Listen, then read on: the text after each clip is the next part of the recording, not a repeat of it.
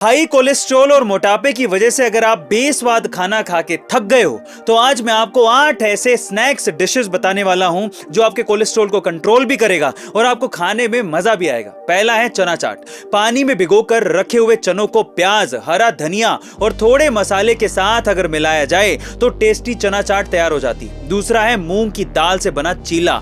तीसरा है स्प्राउट चाट।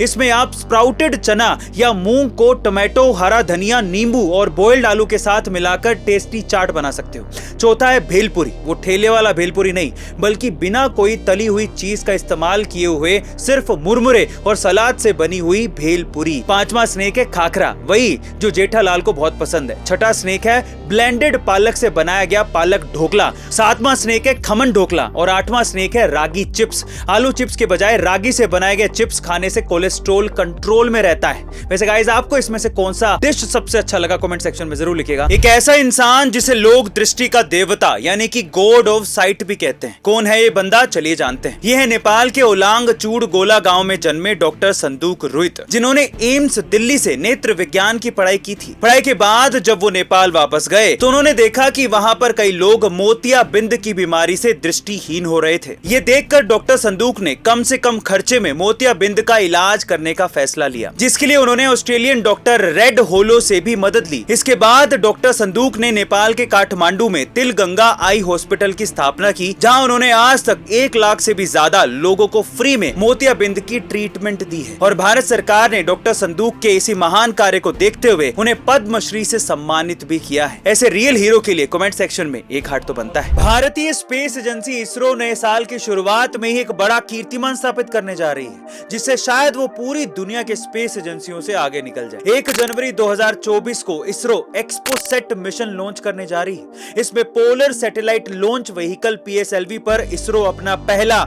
X ray polarimeter satellite यानी कि एक्सपोसेट लॉन्च कर रहा है। इस सैटेलाइट को ब्रह्मांड में 50 सबसे चमकीले सोर्सेस की जांच करने के लिए तैयार किया गया है, जिसमें pulsar, black hole xray binaries, active galactics nuclei, neutron stars और नॉन थर्मल सुपरनोवा रिमेंटिस जैसे अलग अलग तरह के खगोलीय पिंड शामिल हैं। असल में एक्सरे पोलराइजेशन के जरिए पृथ्वी से दूर मौजूद ग्रहों का स्ट्रक्चरल कंपोजिशन और एमिशन मैकेनिज्म का पता लगाया जा सकता है। एक्सपोसेट सैटेलाइट को पृथ्वी से 500 से 700 किलोमीटर तक फैली एक गोलाकार निचली कक्षा में स्थापित किया जाएगा और यह मिशन कम से कम 5 सालों तक चलने वाला है। गाइस, क्या इसरो के इस मिशन के लिए आप एक्साइटेड हैं? कमेंट सेक्शन में जरूर लिखिएगा। साइकिल चला के पेट्रोल और डीजल की बर्बादी को कम करके खुद के 2 पैसे बचाने का काम हर कोई करना चाहता है, लेकिन भारत में साइकिल चलाने का प्रॉपर इंफ्रास्ट्रक्चर तो बने। कल को गलती से साइकिल पर सीढ़ियां चढ़नी पड़ जाएं तो हालत खराब हो जाएगी। पर नीदरलैंड देश ने इसका बड़ा गजब का सोल्यूशन ढूंढ निकाला है। नीदरलैंड में शुरुआत में ट्रैफिक की काफी ज्यादा समस्या थी, सड़कें जाम हो जाती थी और पोल्यूशन भी होता था। इसका हल निकालने के लिए वहाँ की सरकार ने लोगों को साइकिल का इस्तेमाल करने के लिए कहा और साइकिल के इस्तेमाल को बढ़ावा देने के लिए छोटी से छोटी चीज पर ध्यान दिया गया। इसमें उन्होंने सीढ़ियां चढ़ते और उतरते वक्त होने वाली दिक्कत को देखते हुए ऐसे रैंप तैयार किए जिसके जरिए